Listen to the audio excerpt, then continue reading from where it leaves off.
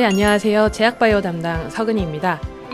오늘은 제약바이오 관련해가지고 기본적인 용어 그리고 임상 관련하는 단계에 대해서 먼저 말씀을 드리고요. 그 이후에는 이제 커버리지 기업인 삼성바이오로직스와 셀트리온 그룹에 대해서 말씀드리도록 하겠습니다. 먼저 이제 신약하고 제네릭에 대해서 설명을 드리도록 하겠습니다. 의약품은 크게 이제 분자 타입하고 이제 신약 여부로 나눠볼 수가 있을 것 같은데요. 분자 타입은 크게 합성의약품하고 바이오의약품으로 나눌 수가 있습니다. 신약 여부 같은 경우에는 특허를 가지고 있을 경우에는 저희가 보통 오리지널이라고 부르고요. 그 특허가 만료가 된 이후에 다른 제약사들이 동일한 제품을 런칭할 경우에는 복제약이라고 부르게 됩니다. 그리고 그 신약하고 신약에서 이제 좀 더 업그레이드 시킨 버전을 이제 개선된 복제약이라고 보통 부르고 있고요. 그 부분에 있어서 이제 합성의약품 같은 경우에는 크게 제네릭하고 개량 신약이라고 부르고 있습니다. 바이오의약품 같은 경우에는 바이오시밀러, 바이오베터로 분류를 하고 있습니다.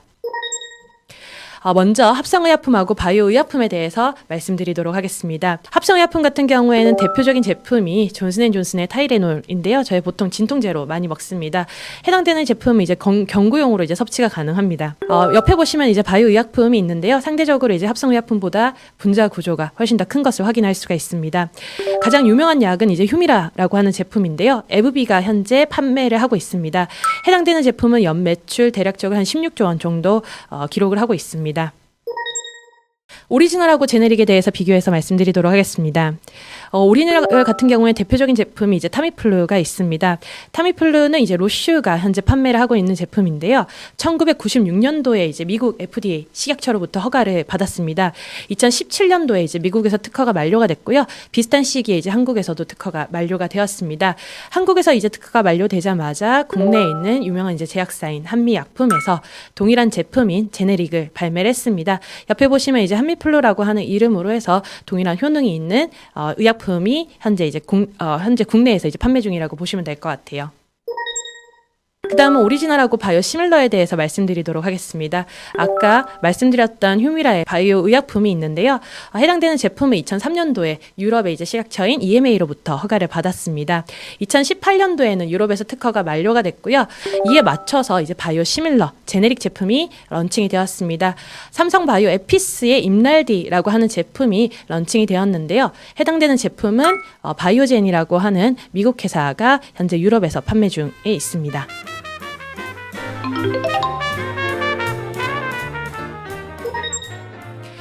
전임상은 사실 사람 대상으로 먼저 이 신약에 대해 가지고 테스트를 해보기 전에 동물이나 또는 세포 단계에서 이 약에 대한 효능을 확인해보는 단계라고 보시면 될 것 같습니다.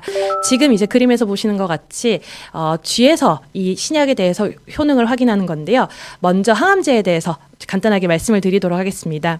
사람의 암세포를 배양한 다음에 그 암세포를 쥐에게 이제 주입을 하게 됩니다. 처음에는 이 암세포가 그렇게 크지 않기 때문에 되게 작은 상태로 유지가 되고요. 시간이 지날수록 암세포가 점점점 커지게 됩니다. 만약에 저희 개발 중인 신약이 정말로 항암 효과가 있다면은 생각보다 이제 암의 크기가 커지지는 않고요. 그렇게 해가지고 전임상 단계를 마치게 되면은 항암제로서의 효능과 안정성에 대해서 확인을 할 수가 있고요. 반대로 이제 항암제가 아닌 경우에는 보통은 이제 안정성에 대해서 입증을 한 다음에 임상 1상에 넘어가게 됩니다. 임상 1상에서는 일반적으로는 이제 건강한 사람 대상으로 해서 약물을 이제 안전하게 투약할 수 있는 용량을 정하거나 그리고 인체 내에서의 흡수되는 약물 정도를 이제 평가를 하게 됩니다. 이거 같은 경우에는 당뇨병이나 고지혈증 같은 경우에 건강한 사람 대상으로 많이 임상을 진행을 하고 있고요. 반대로 항암제 같은 경우에는 건강한 사람이 아니라 암 환자 대상으로 평가를 하게 됩니다. 임상 1상은 안정성에 집중해서 이제 검사를 하게 됩니다. 밑에 표를 봐주시면은 항암제에 대해 가지고 안정성에 대해서 평가를 하는 항목인데요. 항암제 관련해 가지고는 크게 부작용 단위를 그레이드 1부터 4까지 나누게 됩니다. 1은 가장 낮은 단계에서의 부작용이고요. 4는 이제 가장 높은 단계의 부작용이라고 보시면 될 것 같아요. 그레이드 3, 4단계에서의 높은 단계에서의 부작용은 설사에서는 11% 그리고 매스컴은 0.7%로 그렇게 심한 부작용이 나타나진 않는 것으로 일단 확인이 되고 있습니다. 이렇듯 항암제에 대해서 임상 1상을 마치게 되면은 부작용 여부를 확인할 수가 있고 부작용 단계에서 크게 문제가 없다면은 임상 2상을 진행을 할 수가 있습니다. 이렇게 이제 임상 1상을 마치게 되고요. 그렇게 되면은 임상 2상에 이제 들어갈 수가 있습니다. 임상 2상에 들어가게 되면은 이제 대규모 환자 대상으로 해서 장기 투여 시의 안정성 및 유효성에 대해서 검토를 하게 됩니다. 시판 허가를 얻기 위한 이제 마지막 단계 임상 시험인데요. 이미 발매 중인 기존 치료제와 비교를 해서 저희가 이제 개발 중인 신약 물질을 투약한 군가 통계적인 유의성을 이제 확인해 볼 수가 있습니다. 해당되는 그래프는 이제 항암제 관련해 가지고 생존율에 대한 변화를 보여주는 그래프입니다.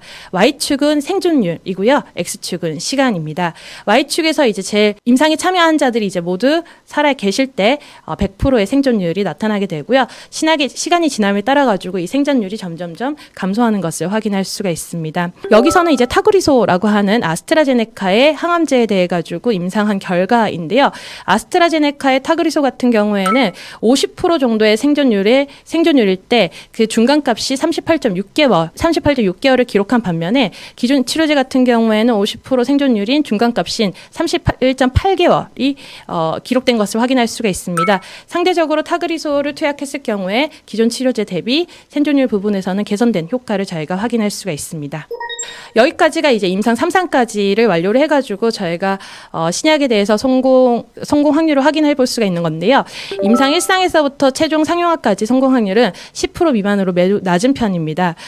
여기 데이터로는 2006년부터 2015년까지 임상 자료 분석을 통해 가지고 전임상 단계의 성공 확률 2%, 1상은 7%, 2상은 19%, 3상에서는 72%의 성공 확률을 확인할 수가 있습니다. 이렇듯 성공 확률이 낮은 편이기 때문에 사실 바이오 업체들의 신약 개발과 관련돼 가지고는 리스크가 가장 크다라고 생각을 하고 있고요. 그렇기 때문에 임상 단계별로 효능과 안정성에 대해서 검증을 통해서 바이오 회사에 대해서 투자를 해야 된다라고 보고 있습니다.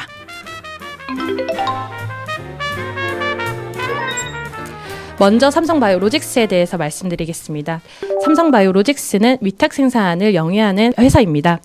위탁 생산은 이제 어떤 거에 대해서 생산을 하냐면은 항체의약품이라고 하는 품목에 대해서 생산을 하고 있고요. 항체의약품을 생산하기 위해서라면은 동물세포 생산시설이 필요합니다. 이 동물세포 생산시설과 관련돼서 삼성바이오로직스는 3만 리터 규모의 1공장, 그리고 15만 리터 규모의 2공장, 그리고 18만 리터의 규모의 3공장을 보유를 하고 있습니다. 현재 이제 3공장까지는 수주가 연내 또는 내년까지는 찰 거라고 생각을 하고 있고요. 그 때문에 4공장도 확충할 예정에 있습니다. 그 자회사인 삼성바이오 에피스는 바이오시밀러를 개발을 하고 있고 임상을 진행을 하고 있습니다. 현재 4종의 바이오시밀러에 대해서 유럽이랑 미국 등지에서 판매를 하고 있고요. 해당되는 제품에 대해서 생산은 삼성바이오로직스와 바이오젠이 담당을 하고 있습니다. 유럽이랑 미국에서 판매를 하고 있는 업체는 바이오젠하고 머크가 담당을 하고 있습니다. 다음은 이제 삼성바이오로직스의 CMO 매출 관련해서 추이 및 전망입니다. 보시면은 2015년부터 1공장에 대해서 이제 가동이 시작이 됐고요. 2017년부터는 2공장에 대해서 매출이 반영이 되는 것을 확인할 수가 있습니다. 2019년, 2020년 이후부터는 이제 3공장 관련돼서 이제 가동률이 올라오면서 매출이 본격적으로 성장하는 것을 확인할 수가 있습니다. 3공장 같은 경우에는 1, 2공장이랑 다르게 굉장히 효율적으로 공장이 가동될 수가 있기 때문에 그에 따라 이 늘어남에 따라 가지고 훨씬 더 큰 레버리지 효과가 나올 것으로 보고 있습니다. 향후에는 2022년부터는 CMO뿐만 아니라 CDMO를 통한 이제 매출 성장도 이어질 것으로 판단되고 있습니다. 다음은 셀트리온 그룹에 대해서 말씀드리도록 하겠습니다. 셀트리온 그룹은 바이오시밀러 사업을 영위하는 회사들입니다.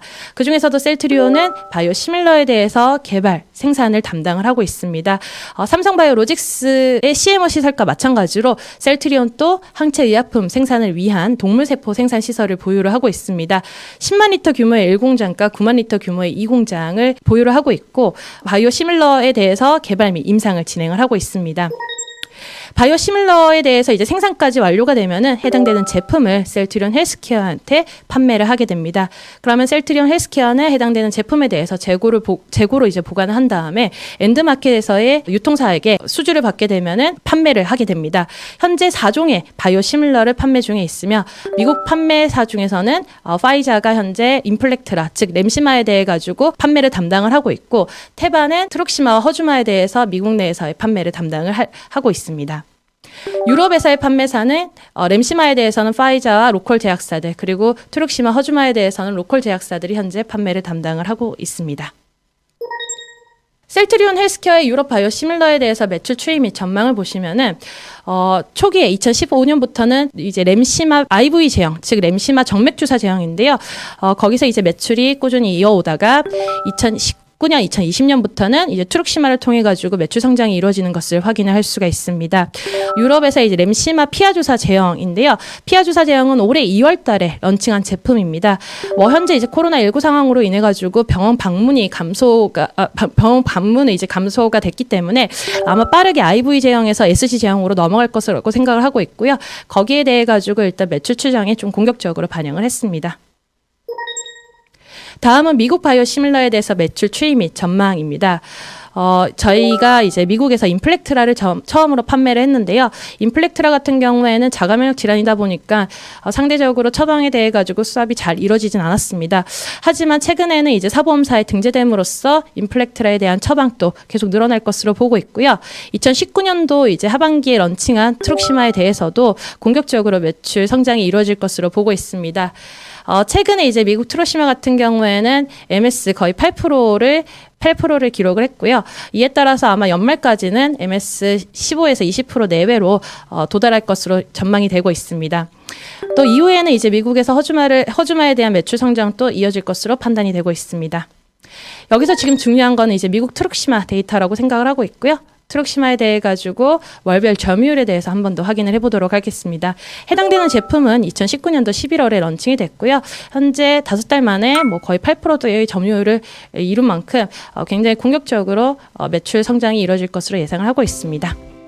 오늘 시청해주신 우리 고객님들 모두 감사드리고요. 제약 바이오 산업의 이해와 투자 전략 여기서 마치도록 하겠습니다. 감사합니다.